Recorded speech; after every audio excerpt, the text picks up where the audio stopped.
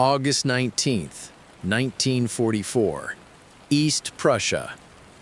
Inside the cavernous war room of Wehrmacht headquarters, the air was thick with tension and the smell of grease pencils. Map tables were cluttered with pins, scrawled lines, and increasingly desperate calculations. Generaloberst Alfred Jodl leaned over the latest intelligence reports pouring in from the collapsing Western Front, his eyes scanning the figures as if searching for a flaw in the arithmetic. The situation was stark. From the beaches of Normandy to the armored spearheads of the U.S. Third Army, the Allied advance now stretched over 400 miles, a distance that no German planner considered sustainable.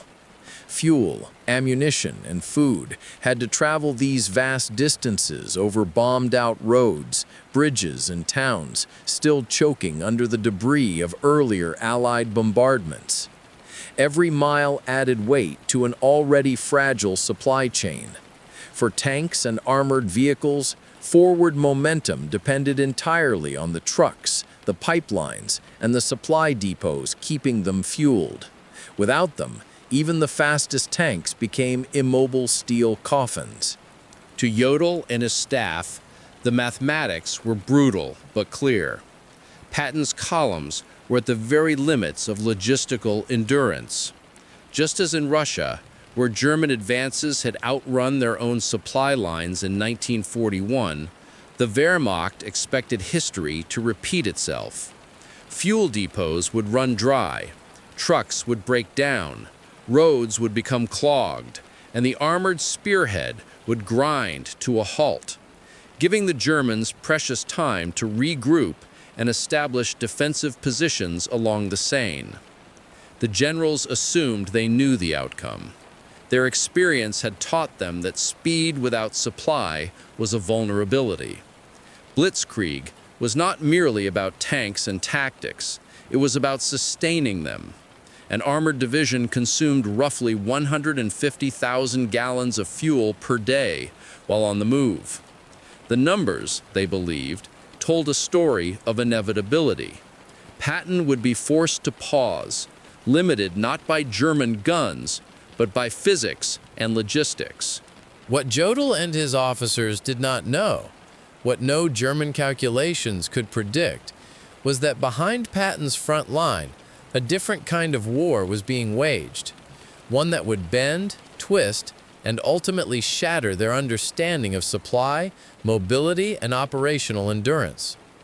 Within just a few days, thousands of American trucks would roar eastward along purpose-built highways, defying every expectation, every calculation, and every assumption about the limits of logistics.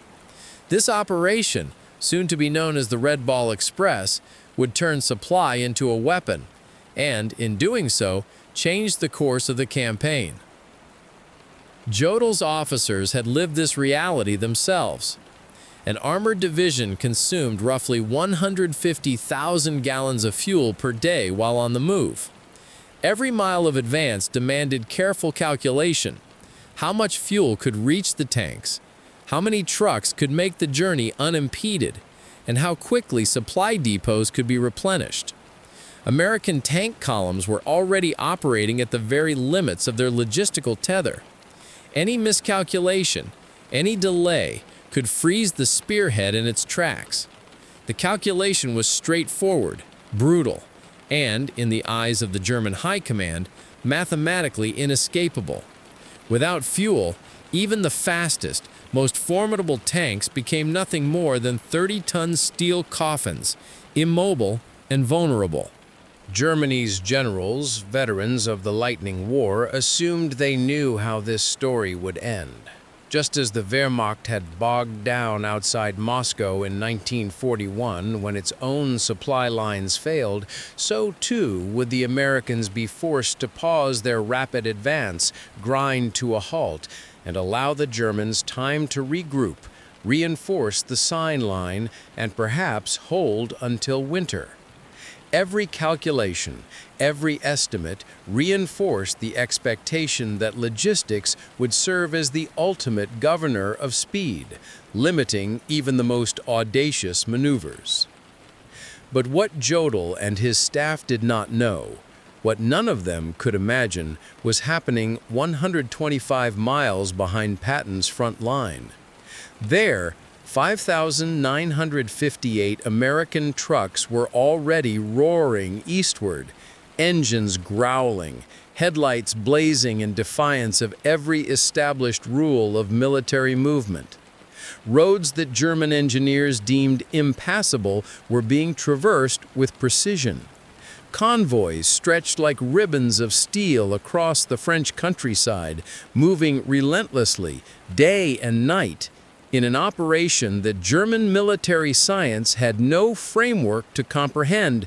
12,500 tons of fuel, ammunition, and rations were being delivered every 24 hours along purpose-built one-way highway systems. It would come to be known as the Red Ball Express, a logistical marvel that transformed the concept of supply into a weapon of war. Within 72 hours, the operation would shatter the German High Command's most deeply held assumptions that there were hard limits to mobility, that supply could only slow an army, that logistics was a limitation rather than a tool of decisive power. The Red Ball Express proved that, with ingenuity, industrial might, and relentless human endurance, an army could push beyond the constraints that once defined warfare. Every truck, every mile, every delivery was part of a larger calculus that the Germans could not anticipate. Each convoy was a demonstration of operational audacity, headlights cutting through the night, trucks moving with mechanical precision, maintenance crews ready to repair or replace vehicles on the fly, and drivers, many of them African American soldiers, facing the dual challenge of war and segregation, keeping the lifeblood of Patton's army flowing without pause. To the German generals, it must have seemed like an impossibility, an enemy whose supply system operated faster, more efficiently, and more relentlessly than their own. What they saw as inevitable logistical collapse never came. Instead, the Red Ball Express rolled on, defying every expectation and proving that in modern warfare, supply could be as decisive as artillery, tanks, or strategy itself. Within days, the notion that logistics constrained operations was overturned. The Americans had weaponized supply, and the battlefield would never be the same. The German General Staff's confidence in Patton's imminent paralysis was rooted in bitter, first-hand experience. Blitzkrieg had always depended as much on supply lines as on speed. No matter how fast tanks moved, they could only advance as far as the fuel trucks, ammunition convoys, and supply depots behind them could reach.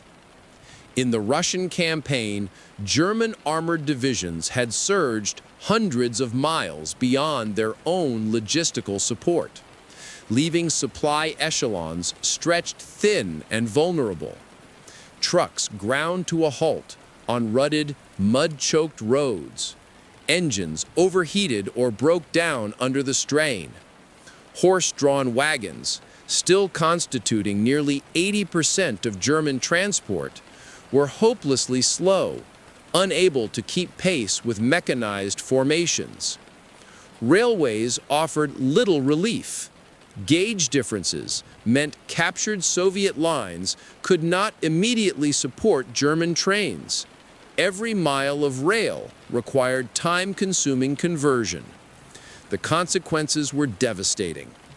Entire offensives stalled, not because of Soviet firepower or counterattacks, but because fuel and ammunition depots were simply too distant to sustain momentum. Winter often arrived before German tanks could reach their objectives, leaving spearheads stranded and vulnerable. The generals expected the Americans to encounter the same immutable law of war. Massive mechanized columns operating far from their ports of embarkation, traversing bombed roads and damaged bridges. It seemed inevitable to the Wehrmacht that they would overextend themselves. To the German high command, logistics was the invisible hand that would enforce a pause, a natural limit to Patton's audacity, and an opportunity to regroup along the Seine.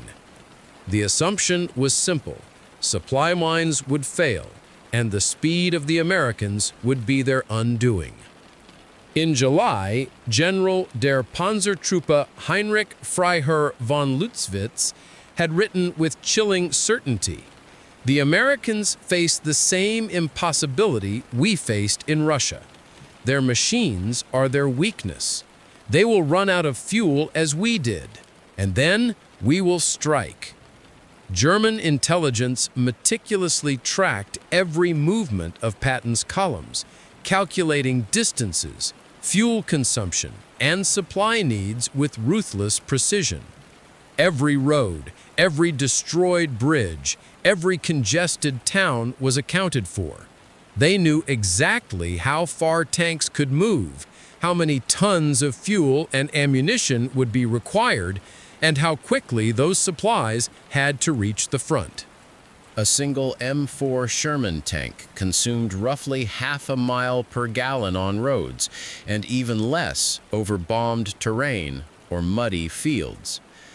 An infantry division required 700 tons of supplies daily. An armored division demanded 1,000. Patton commanded 12 divisions. The arithmetic was unyielding. 12,000 tons of supplies needed each day, transported over 400 miles of bomb-damaged, congested French roads. Every calculation seemed to confirm what the German generals already believed. The Americans were advancing at a pace that could not be sustained. Logistics, not enemy fire, would be their undoing. On August 20th, General Major Siegfried Westphal, Chief of Staff to Field Marshal Gerd von Rundstedt, summed it up bluntly. Even with perfect roads and unlimited trucks, neither of which they possess, the Americans cannot sustain their advance for more than 48 hours. Physical law cannot be defied. The implication was clear: the Allied advance would stall. Fuel shortages, mechanical failures, and supply bottlenecks would force Patton to pause, allowing the Germans time to regroup along the Seine, reinforce defensive positions, and perhaps hold until the onset of winter. But German calculations, painstaking and precise as they were, could not account for what was quietly taking shape behind the front lines.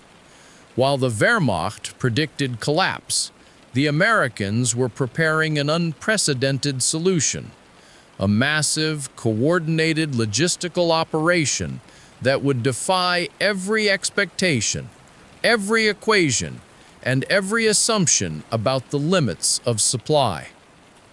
Thousands of trucks would roll across purpose-built one-way highways, moving at a pace that seemed impossible. Convoys would run day and night, headlights blazing, carrying fuel, ammunition, and rations in volumes that German planners had deemed unattainable.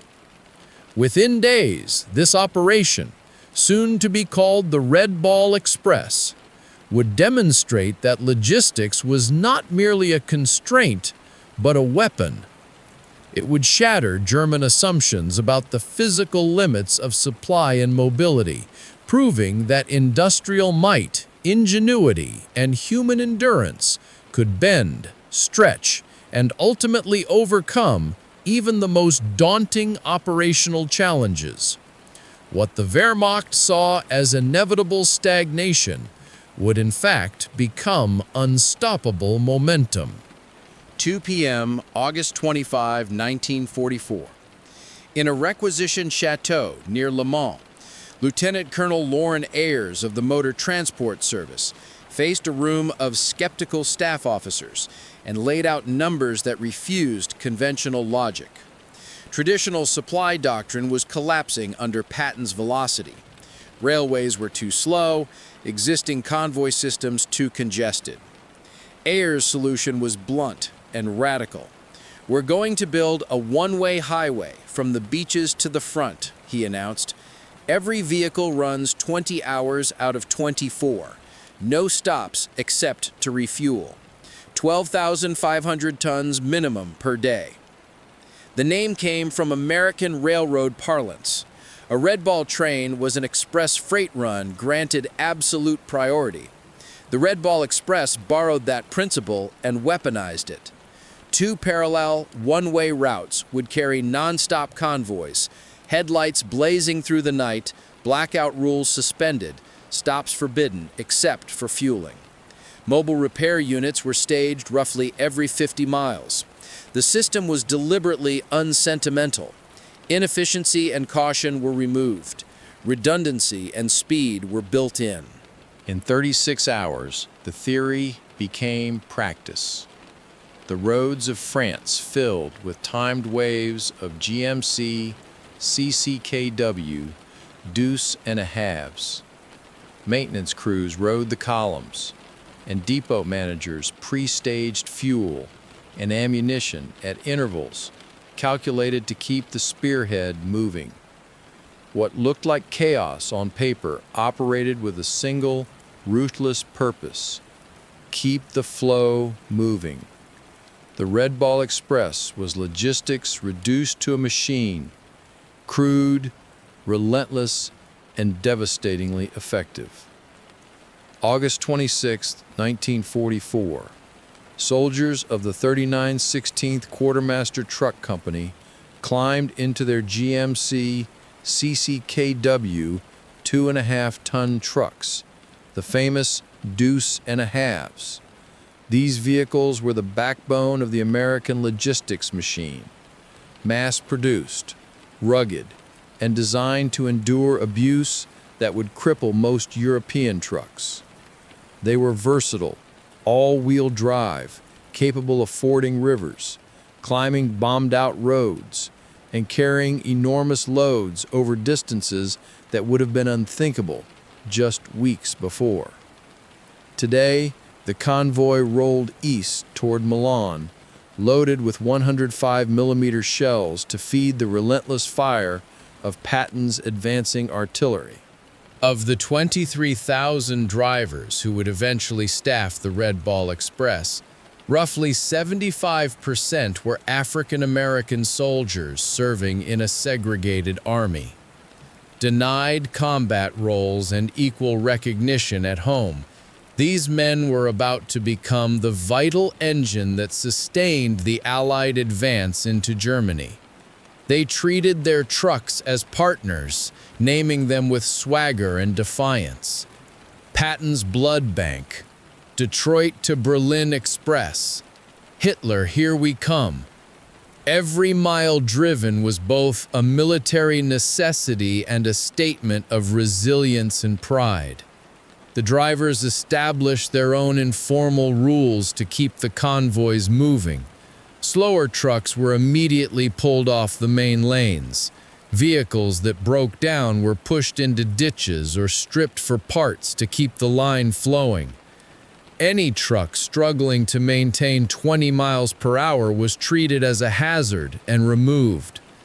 Mechanics rode alongside in the columns, swapping engines or repairing drivetrains on the fly. sometimes under darkness or rain, ensuring that even catastrophic mechanical failures did not halt the movement. German reconnaissance units were the first to notice the unprecedented scale. Observers perched along the route radioed back in disbelief. Continuous vehicle columns. Headlights visible for 20 kilometers. No blackout discipline. Estimate 1,000 vehicles per hour. Americans have abandoned all precautions. For German officers trained in strict military doctrine, it was pure madness. Conventional wisdom dictated that moving thousands of trucks in long night convoys across enemy territory was suicidal, a perfect target for ambushes or air attacks. Yet the Americans moved with terrifying efficiency, and the Luftwaffe, exhausted and outnumbered, could not intervene. The sight of endless headlights streaming eastward, engines thundering like a rolling river, left German commanders unsettled. They were witnessing a system that seemed to operate outside all known rules of warfare, decentralized, fast, resilient, and almost invulnerable. Every delivery reinforced the realization that the Americans had taken logistics, normally the most mundane and vulnerable part of any army, and transformed it into a weapon of overwhelming strategic power. August 30th, 1944. General Lieutenant Edgar Feutinger of the 21st Panzer Division observed the convoys personally, craning his neck to take in the seemingly endless procession of trucks crawling eastward. His report to Army Group B was terse but chilling. The enemy operates a supply system beyond our comprehension. It is not military science, it is an industrial mass. The contrast with German methods could not have been starker. Where the Wehrmacht meticulously conserved resources, calculated every ton of fuel, and restricted movement to minimize risk, the Americans overwhelmed every problem with sheer scale and improvisation. When 1,800 trucks broke down daily, a rate that would have paralyzed a German formation, mobile maintenance crews patched them roadside within minutes or stripped disabled vehicles for spare parts. Engines were swapped in under an hour. Tires changed in a fraction of the time it took German crews to repair a single panzer. Bridges destroyed by retreating German units were bypassed overnight by engineer teams, who laid temporary spans of steel and timber while columns rolled on. The Red Ball Express itself consumed staggering quantities of fuel, roughly 300,000 gallons per day. Yet, American industry rendered this seemingly extravagant consumption irrelevant. Operation Pluto, the secret network of pipelines beneath the English Channel, delivered a continuous stream of gasoline directly to forward supply dumps spaced every 25 miles along the route. Trucks never waited for fuel. Depots were pre-stocked. Drivers refueled on the move, and the supply lines became a living, pulsing artery of the army. German aerial reconnaissance never detected the pipelines. The enemy they faced was not merely disciplined or well-organized, it was an industrial juggernaut capable of burning more fuel than the entire German Panzer Corps could hope to muster. Feutinger and his staff watched in stunned silence. The logistical chaos they saw should have been a nightmare. Endless vehicles moving day and night through narrow, bomb-damaged roads, yet it functioned with terrifying efficiency.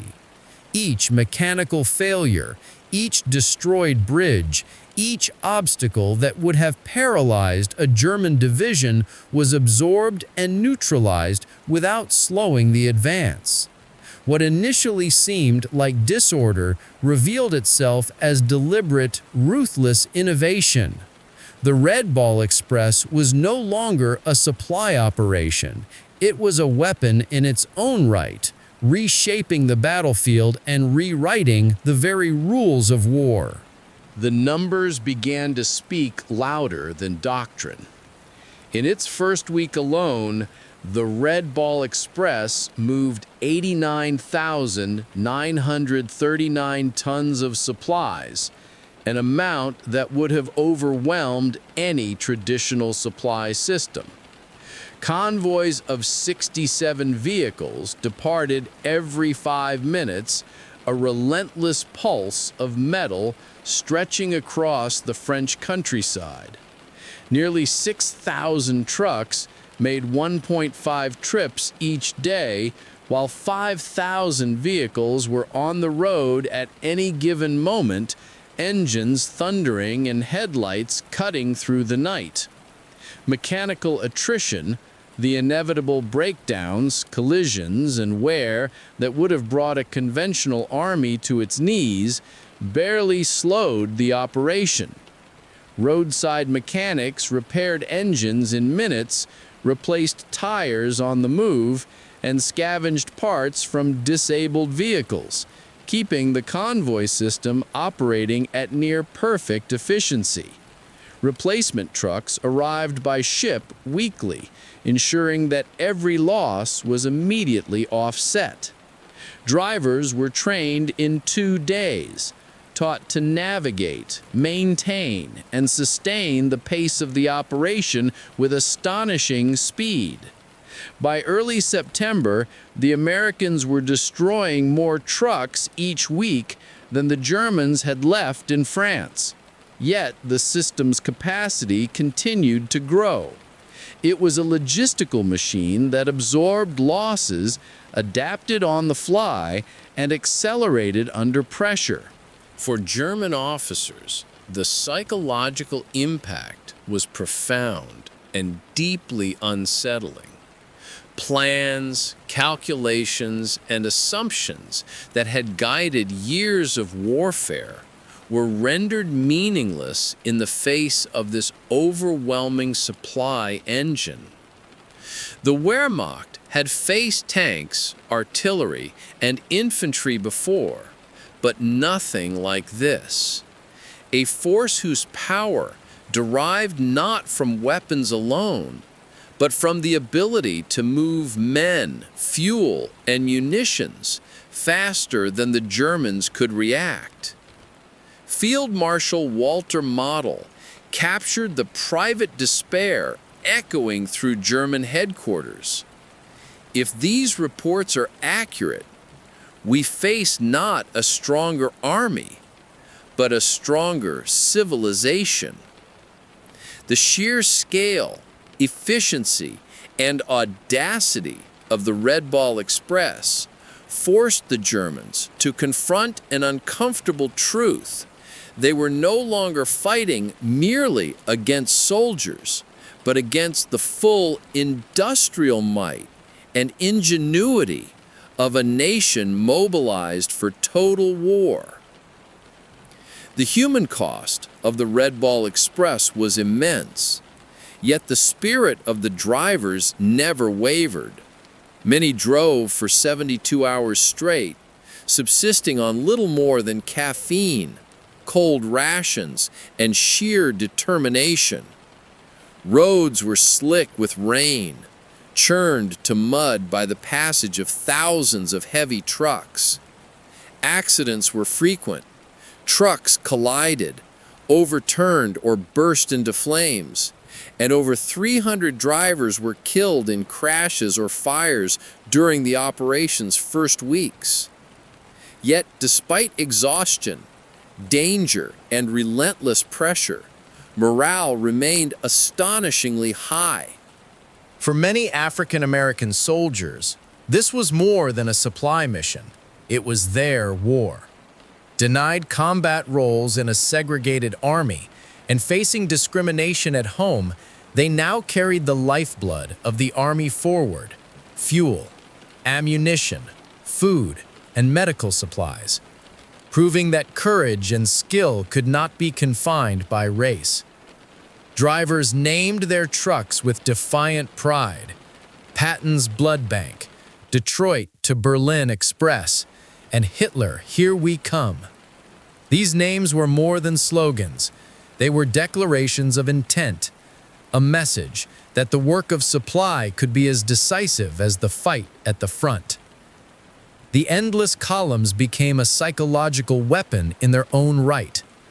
German soldiers stationed along the route could hear the thrum of engines at night, a constant, unyielding reminder that the Americans were never paused, never waiting, and never vulnerable. Infantry with 3 rifle rounds per man watched as the Americans brought millions of rounds of ammunition forward without pause. German units trained to fear sudden attacks now faced a quieter, more insidious threat: the realization that the enemy's strength could be replenished faster than they could destroy it. Even German officers could not escape the effect. Reports flowed back to headquarters, describing headlights stretching for miles, convoys moving faster than anticipated, and trucks repaired as quickly as they broke down. Every column that arrived intact undermined German calculations and morale. What had begun as disbelief became dread. Where they expected exhaustion and breakdown, they saw endurance. Where they expected hesitation, they saw initiative and speed. The Red Ball Express was not just delivering supplies, it was delivering a psychological shock, reinforcing the notion that the Americans were fighting not just with men and weapons, but with the full power of a mobilized industrial nation. By turning logistics into a weapon, the drivers of the Red Ball Express proved that supply, often dismissed as mundane or secondary, could determine the tempo, the reach, and ultimately the outcome of modern war. Every mile they drove was a victory, every delivery a small but decisive act that chipped away at German confidence and reshaped the battlefield itself. The drivers paid an extraordinary price. Many went for 72 hours straight behind the wheel, surviving on little more than caffeine and benzodrine, with only brief moments to eat cold rations or stretch cramped limbs. Roads were treacherous, slick from rain, gouged by shell craters, and choked with the constant passage of thousands of trucks. Accidents were frequent and often catastrophic. Trucks collided, jackknifed, or erupted into fire from engine failures or fuel leaks. Over 300 drivers lost their lives in crashes and fires, their sacrifice largely invisible to the world outside the columns. Yet, despite exhaustion, danger, and relentless pressure, morale remained astonishingly high. For many African American drivers, this was more than a mission. It was a personal and symbolic battle. Denied combat roles by a segregated army and denied equal rights at home, they now held the lifeline of Patton's army in their hands. Every mile they drove was a defiance of Nazi ideology. Every successful delivery, a statement that courage, skill, and endurance were not determined by race. Drivers named their trucks with bold swagger: Patton's Blood Bank, Detroit to Berlin Express, Hitler, Here We Come. These names were not mere slogans. They were acts of resistance and pride, a declaration that they would be the invisible force sustaining victory. The sound of the convoys became a psychological weapon. German infantry at the front could hear the engines rolling endlessly through the night, a constant mechanical drumbeat, signaling unstoppable momentum. Columns stretched for miles, a river of trucks feeding an army that seemed impervious to attrition or exhaustion. German soldiers, rationed to 3 rifle rounds per man, watched in disbelief as the Americans delivered millions of rounds, thousands of tons of fuel, and a ceaseless supply of food and medical provisions. Each passing convoy reinforced the sense of inevitability, that the Americans would keep coming, that resistance could be delayed but not halted. Even officers at headquarters struggled to quantify the effect. It was not just the physical supplies that mattered. It was the psychological weight of an enemy who could sustain, replenish, and accelerate at a pace the Wehrmacht could not match. The Red Ball Express had become a weapon of morale as well as logistics. Every mile driven, every load delivered, every convoy that rolled without pause chipped away at German confidence, sowed doubt, and reshaped the battlefield long before tanks or artillery arrived. The German technical staff went beyond mere observation. They dissected the trucks themselves, trying to understand how a simple supply vehicle could carry the weight of an entire offensive. The GMC CCKW was more than a truck. It was a symbol of American industrial might and ingenuity. 500,000 had been built, all to standardized specifications, allowing parts to be swapped seamlessly in the field. All-wheel drive was standard, enabling trucks to traverse mud, shell-cratered roads, and shallow rivers with ease. Waterproofing allowed deep fording. Engines ran reliably on low-grade fuel. Spare parts were abundant, distributed along the route and stockpiled in depots. Unlike German vehicles, which were painstakingly engineered and difficult to replace, the CCKWs were designed to be used hard, abused, and, when necessary, discarded without hesitation. For German engineers, logisticians, and even racial theorists, the realization was both technical and existential. A racially segregated logistics corps, men denied combat roles, facing discrimination at home, was outpacing the German war machine in speed, efficiency, and resilience.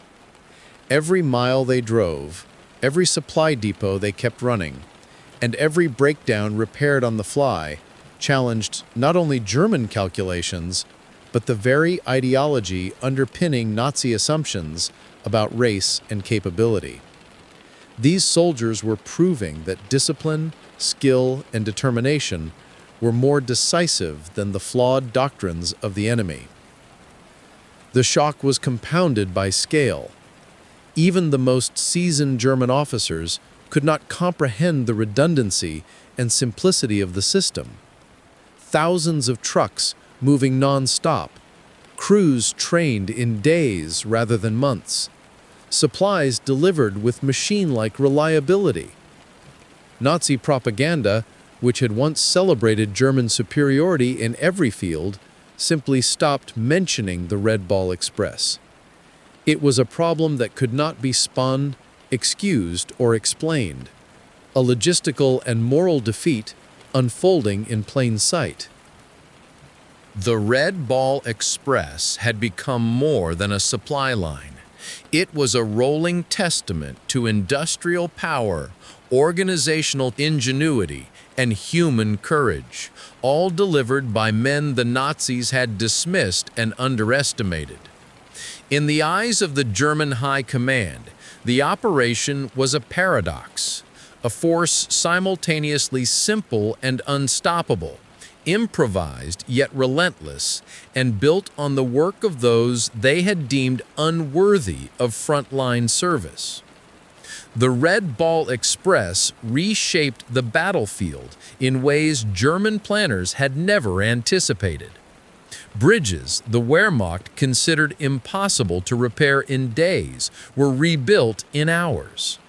At Mantes, a span calculated by German engineers to take 6 weeks to replace was reconstructed in just 14 hours.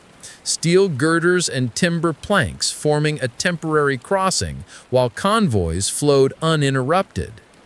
Ammunition delivery rates shattered every German projection. At Metz in September, American artillery fired over 100,000 rounds in 24 hours, all made possible by Red Ball convoys.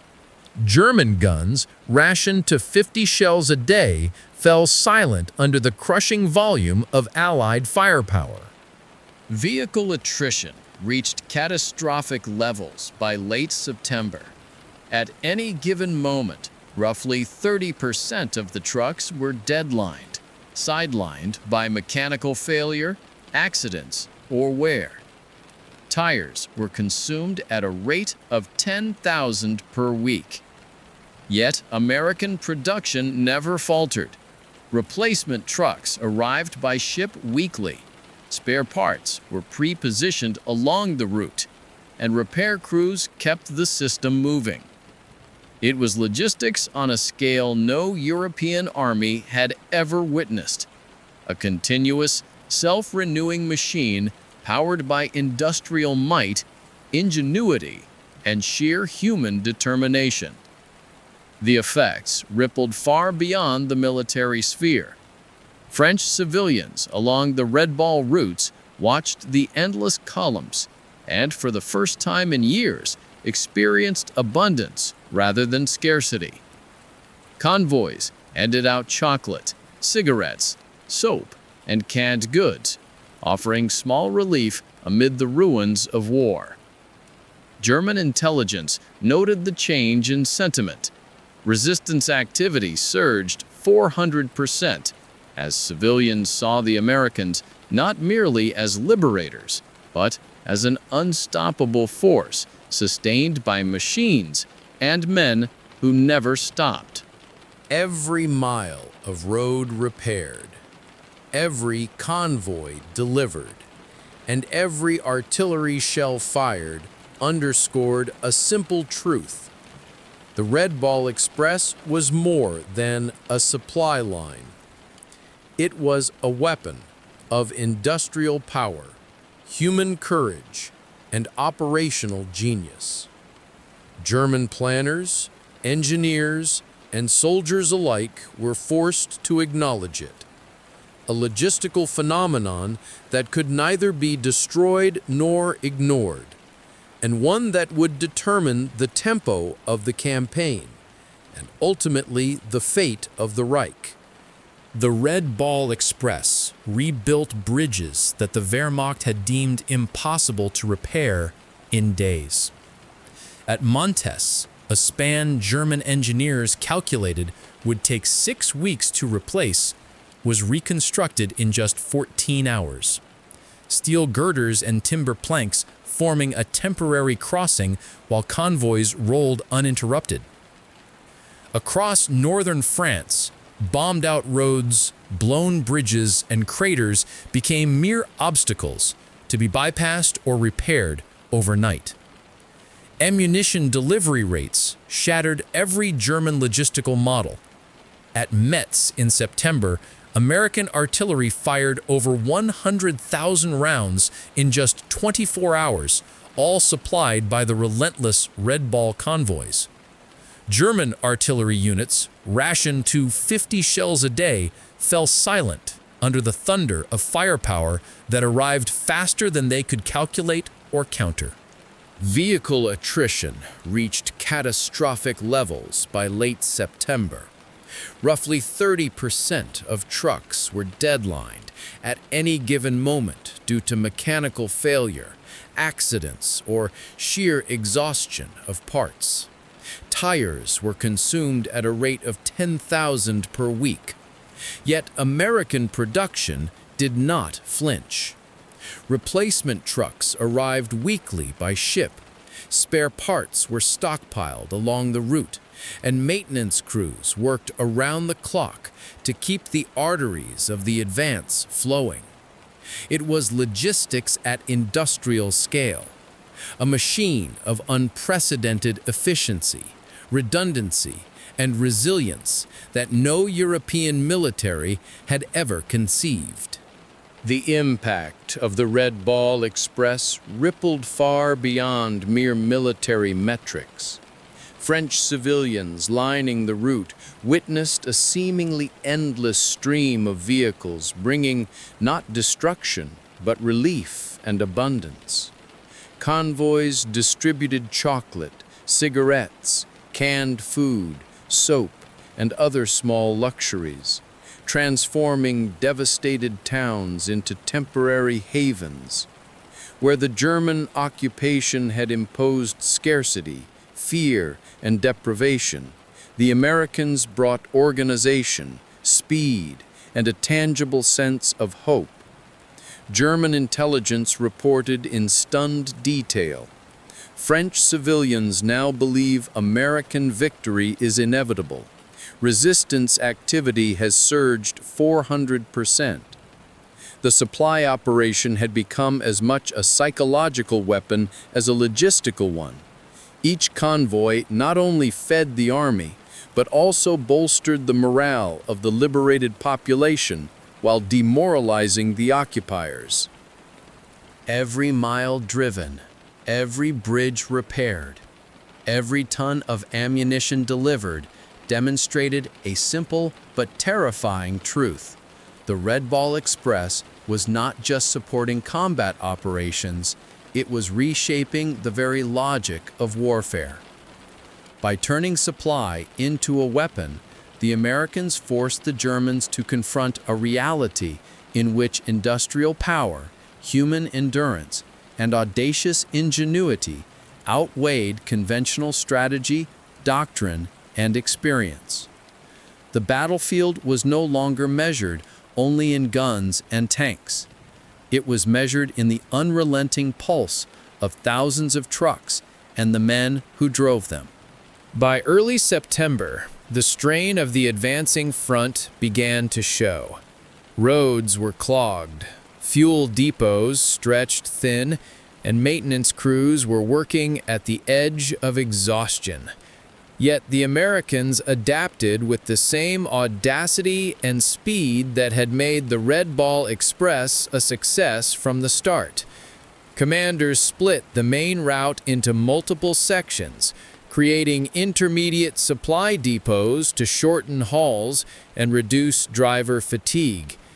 Convoy rotations were implemented, ensuring that no truck or driver was overworked, while mobile repair teams continued to leapfrog along the highways, patching vehicles in minutes and keeping the flow uninterrupted. Vehicle numbers were doubled and throughput increased.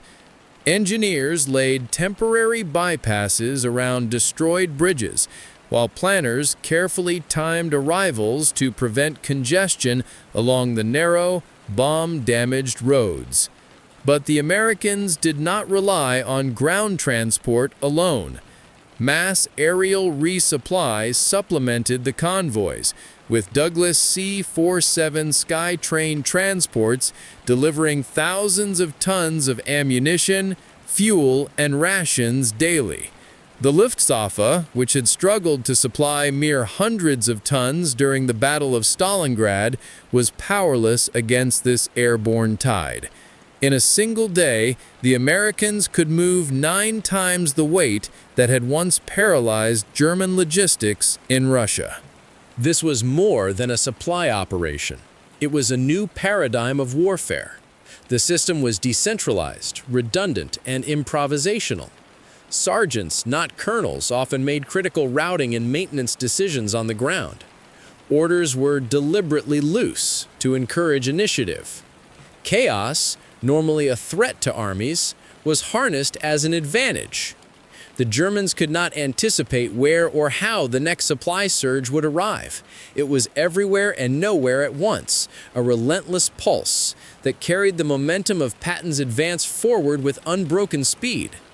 German officers could only watch in disbelief as every adaptation neutralized what they had assumed would halt the Americans.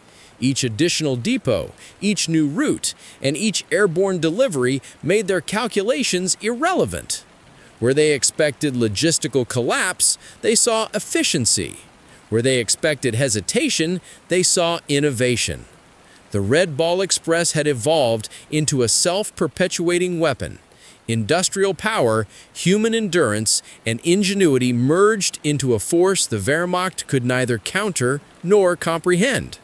When the strain finally showed in early September, as the front stretched farther than anyone had anticipated, the Americans adapted again with remarkable speed and ingenuity.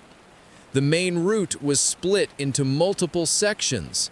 Intermediate depots were established to shorten hauls and relieve driver fatigue, and rotations ensured that no truck or driver remained overworked. Vehicle numbers were doubled, and throughput increased, turning what seemed like an insurmountable logistical challenge into a machine of relentless efficiency. Every bridge repaired, every road cleared, and every breakdown fixed was a small victory in a larger, continuous campaign. Ground transport alone was not enough. Mass aerial resupply supplemented the convoys. Douglas C-47 Skytrain transports delivered thousands of tons of fuel, ammunition, and rations each day.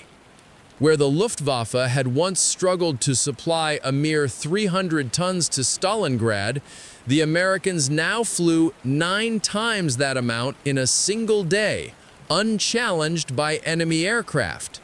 It was an operation of unprecedented scale, where industrial might, human endurance, and tactical improvisation merged seamlessly. This was more than logistics. It was a fundamentally new way of waging war. Decentralized, redundant, and improvisational, the Red Ball Express operated with a level of autonomy that German planners could scarcely comprehend. Sergeants made critical operational decisions that in the Wehrmacht would have required colonels. Orders were intentionally loose to encourage initiative and rapid problem-solving. Chaos, normally a threat to armies, became a weapon in America's favor, allowing the system to absorb disruptions, accidents, or attacks without missing a beat. By October, when railways had been restored and began to assume the bulk of supply work, the Red Ball Express had already delivered extraordinary results. In 82 days, it moved 412,000 tons of supplies, covering an astonishing 222 million ton-miles. It had transformed logistics from a passive necessity into an active weapon, a force multiplier that kept Patton's army moving at unprecedented speed. The psychological impact on the German command was profound. Every day, the Wehrmacht witnessed supplies arriving faster than they could destroy them, bridges repaired overnight, and artillery firing at a rate they could not match. Field Marshal Walter Model, in his final assessment, put it plainly: "We were not defeated by American tanks or planes. We were defeated by American trucks." The Red Ball Express had proven that industrial power, human ingenuity, and sheer endurance could overcome what had always been considered the immutable limits of warfare, reshaping the battlefield and redefining modern military operations. The aftermath of the Red Ball Express was nothing short of revolutionary. German military analysts studied the operation obsessively after the war, tracing every route, measuring every ton delivered, and recalculating every time a bridge was rebuilt overnight. It shattered every logistical assumption they had held, proving that speed, endurance, and industrial scale could bend the rules of warfare.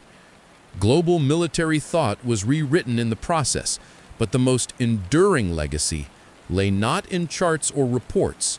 It was in the men who powered it. 23,000 drivers, the majority African American soldiers serving in a segregated army, became the lifeblood of the Allied advance.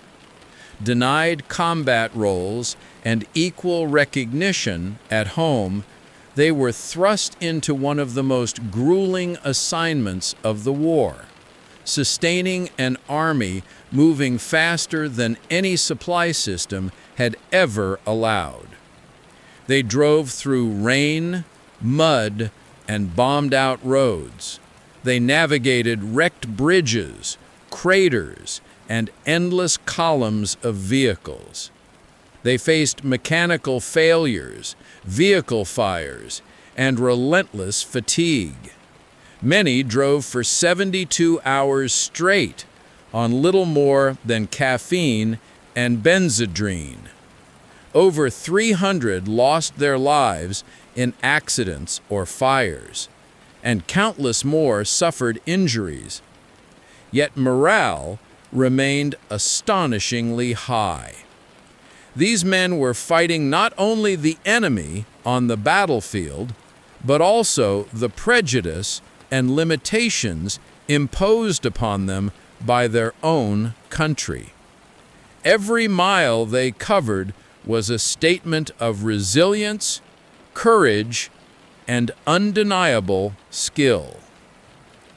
Dwight D. Eisenhower visited the operation and watched silently as trucks flowed endlessly toward the front. Observing the sheer scale of movement, he remarked quietly, "These men are winning the war as surely as any infantrymen." And indeed they were. Every delivery kept Patton's tanks fueled. Every ton of ammunition allowed artillery to pound German positions. Every ration ensured that soldiers at the front could keep moving forward. The Red Ball Express was not just a supply line. It was a force multiplier, a strategic weapon that enabled victory through sheer human endurance and logistical brilliance. The drivers did not receive medals, and newspapers rarely told their story. Yet night after night, mile after mile, they became a rolling symbol of determination. They named their trucks with defiant humor: Patton's Blood Bank, Detroit to Berlin Express, Hitler, Here We Come, signaling both morale and audacity. The endless hum of engines became psychological warfare. German soldiers, hearing the constant roar of trucks, knew the Americans could not be stopped. Their supply lines were invincible, their army inexhaustible, and their momentum unstoppable. The Red Ball Express carried far more than fuel, ammunition, and rations. It carried hope, momentum, and a demonstration of human ingenuity under pressure. It redefined what was possible in war, proving that industrial might, courage, and improvisation could triumph over doctrine, experience, and even prejudice. Every mile driven, every tire replaced, every bridge repaired was a small victory contributing to the larger triumph. The drivers, unsung and often overlooked, had left an indelible mark on history. They didn't just move trucks, they fueled victory, sustained an army, and changed the very nature of modern warfare. The legacy of the Red Ball Express lives on as a testament to the power of human determination, innovation, and endurance. It was a story of courage under impossible conditions, a demonstration that the collective effort of determined men could overcome obstacles that even seasoned generals believed insurmountable. In the history of World War II, no operation so clearly combined industrial scale, human skill, and audacity to produce a victory that was as inevitable as it was remarkable.